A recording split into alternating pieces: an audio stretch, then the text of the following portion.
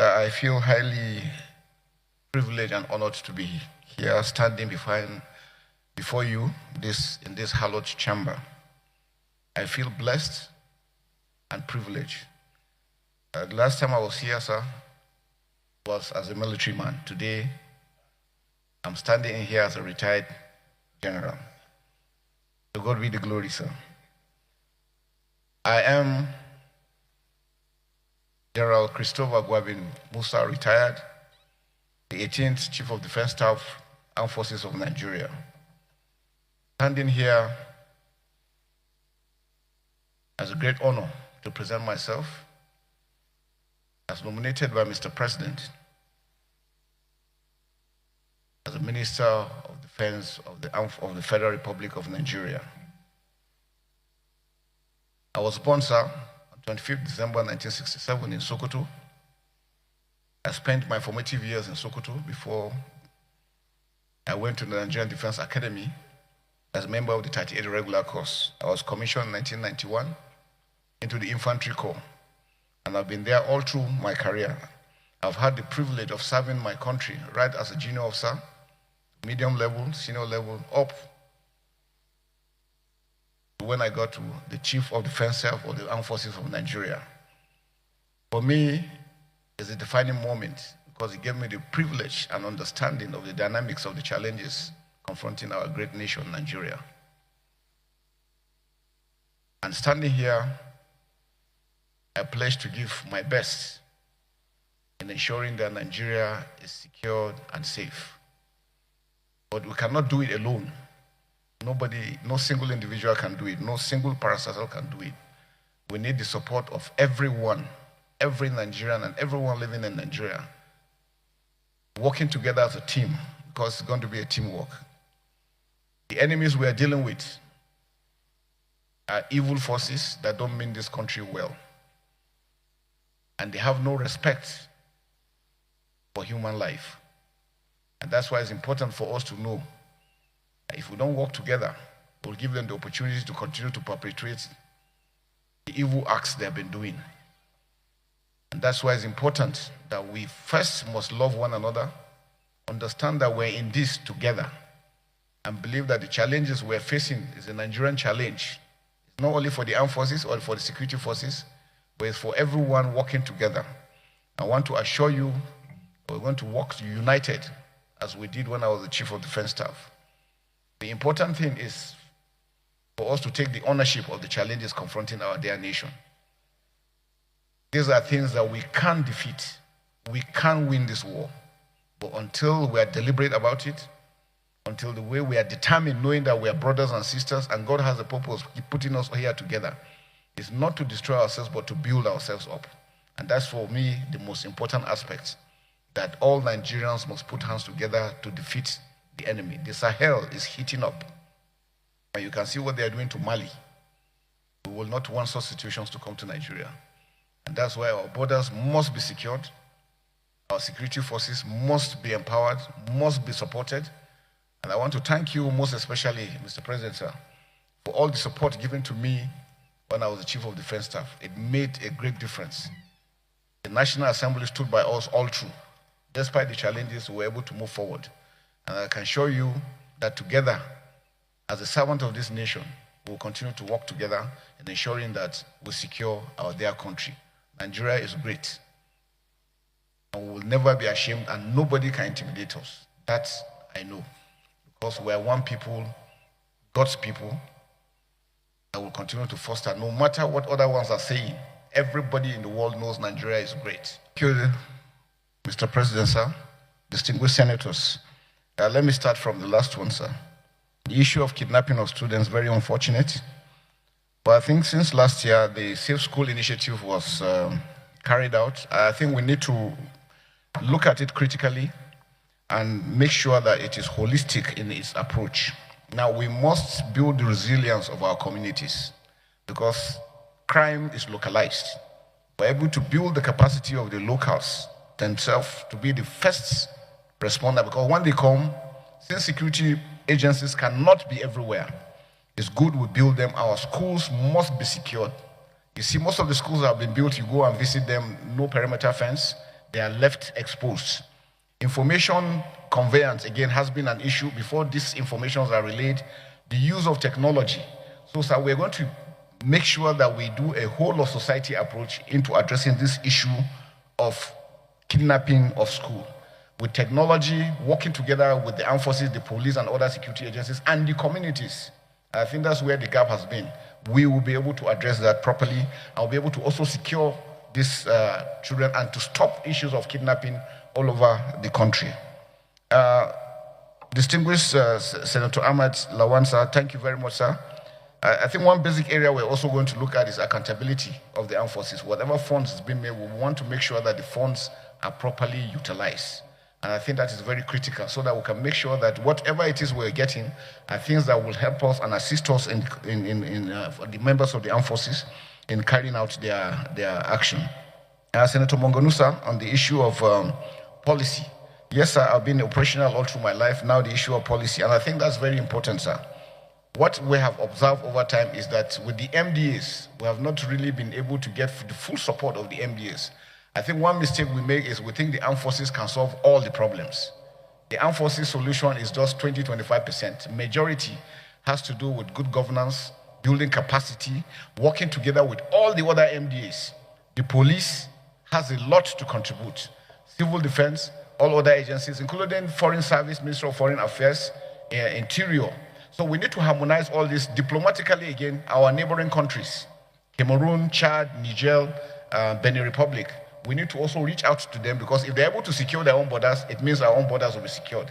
If theirs is porous, ours is going to be porous. And because we have more to lose, the terrorists that we're dealing with think Nigeria is so rich that when they come to Nigeria, they can make it. So anything they're doing anywhere, their target, end state, is to come into Nigeria. And that's why it's important that we must make sure that we secure our borders and deny them the entry. And then those ones that are within, we're able to take them out.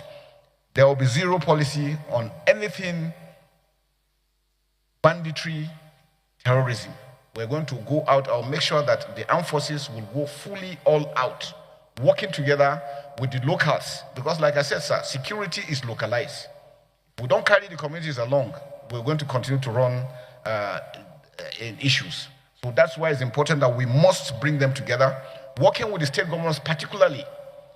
Why the Southwest seem to be doing very well, sir, is because all the governors agreed together. And that's why regionally, governors must come together because 2, 3 are better than 1. And that's why for us to them to understand that the bandits do not respect border.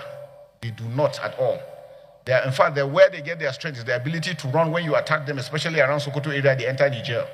And once they get to Niger, you can't touch them until they come back in. And that's why I said it's important that for the multinational joint task force in Gemena, we need to also build up their capacity to hold up down towards the border with Mali and Burkina Faso, because we're beginning to have those, and that's why we're having those incursions into Kwara coming down southwest. And we must stop them not to get further than that. I think action has already been done and put in place. It is for us to harmonize all this, firstly to ensure that all the MDAs know they have a role to play. And so one important aspect is our legal system that we need to look at. Most of our laws look obsolete, and because sometimes justice is delayed, then it becomes a problem. Because once punishment is meted immediately and action is done, it serves as deterrence to others. And that's why I think critical that we must be. And so I mentioned that all the MDAs need to do the legal service, the correctional service, the civil defense. All mining activities have to be monitored properly because that's another source of funding. All areas that they are getting their funds for, we must look at those aspects and stop and prevent them. And like we said, sir, the ability to also monitor where the funds are going to.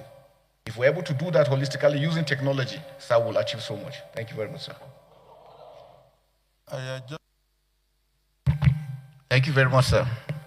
Distinguished Senator, sir, thank you very much. And it shows the concern that we all have for the security situation in the country and the need for us to be very proactive in ensuring that we address them.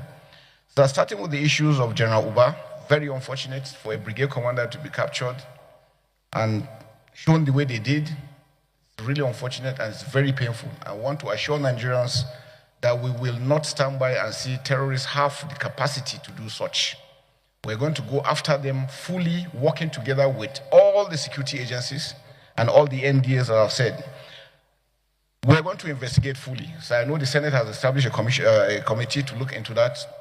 The armed forces also has a way. And then from the defense, we're going to make sure that we continue with the oversight over their activities. No indolence, no act of cowardice will be entertained. We're going to make sure that we follow them critically to see what they are doing from the commanders down to the troops. They must be professional. I was wondering how the general himself was alone when he's supposed to have his own troops with him. So there are questions that need answering. And I can assure you, sir, we're going to get to the bottom of this. We'll find out what happened, who are those involved, including that one for the children at Maga. It is unfortunate that the troops will be there and then will leave and shortly something happened. It is unacceptable. And I can assure you, sir, we're going to investigate and all those found culpable will face the law accordingly. And we'll make sure that we monitor all the activities of the armed forces and the security agencies, make sure that they remain very, very professional. Any information that comes will be treated adequately and make sure that the troops also take action as quickly as possible. But I want to assure Nigerians that coming on board, having served 39 years all through my career in the armed forces, we have seen what is going on, we have understood what is going on, and we know what we need. All I'm appealing, sir, is that with your approval, once we come on stream, we're going to come back to you, sir, to show you exactly what we need for us to do better, for us to achieve success. We can win this war, but we must work together. We must get the support. Because I can tell you, not calling members, there's still a lot of gaps within the armed forces that is also mitigating against them, be able to achieve success fully into what we're doing.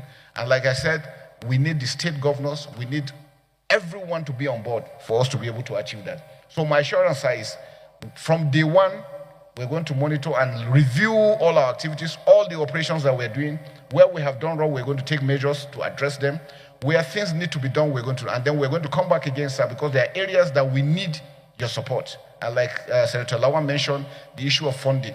Without proper funding, it's going to be extremely, extremely difficult. But I want to thank the Senate again, sir, for all the support, but to assure many of the people who have been victims of hacking, when they hack into your account and they ask you to pay money, that you are in a distress and so on, no, Afolabi, these are not to do with you, but you are part of the problem because you are not with proper regulation. I have been... Sir, you have 1 minute, only 1 minute you have, so utilize it very well. Sir, you know, when you intervene like that, people like us who are not too fair, you destabilize us. Just allow us, you know, I'm a lefty, I need to take it according to my own slow brain. So the 1 minute starts just now. To say, sir. The 1 minute starts now, no problem. It starts now. God bless you, Mr. President. I believe we should all support this bill and even go into details to ensure that all possible loopholes are blocked.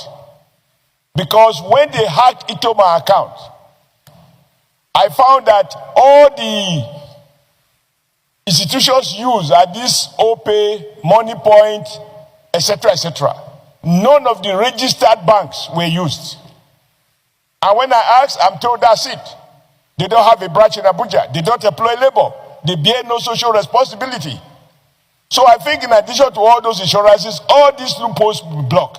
For example, I know all the directors of First Bank, of Access Bank, of Zenith Bank. I don't know the directors of OPay. I don't know the directors of MoneyPoint. These are visible players in our economy, play such an important role. And the day they go under, the political authority will be left with the burden of providing for Nigerians who have been duped. The primary purpose of government is to protect the citizens in every ramification. So I therefore that this law is not only timely, it's appropriate, and the point has been made even by your good self, Mr. President, that regulation by CBN do not have the force of law.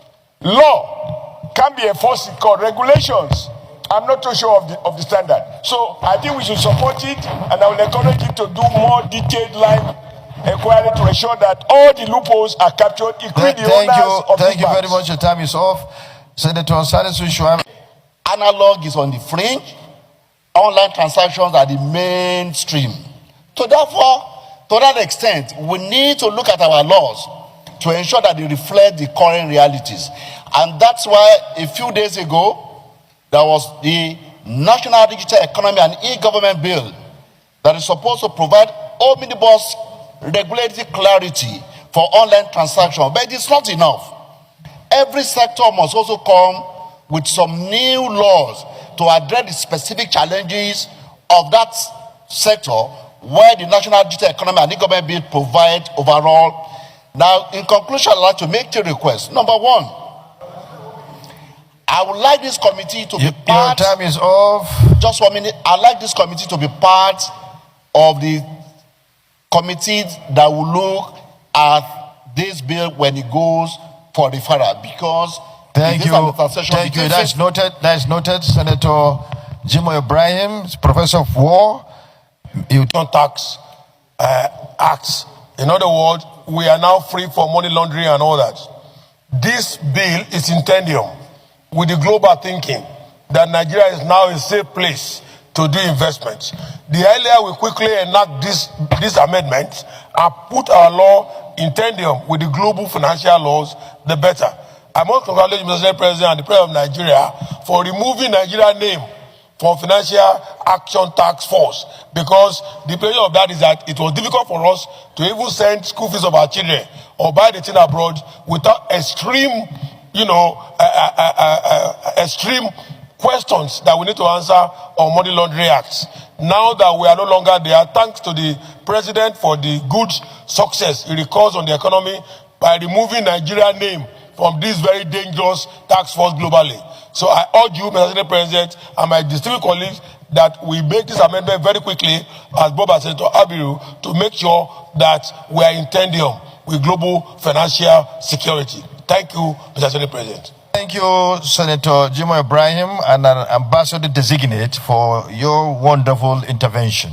And now put the question. Those in favor that this bill be read a second time, please say aye. Those against say nay. The ayes have it. The clerk of the Senate.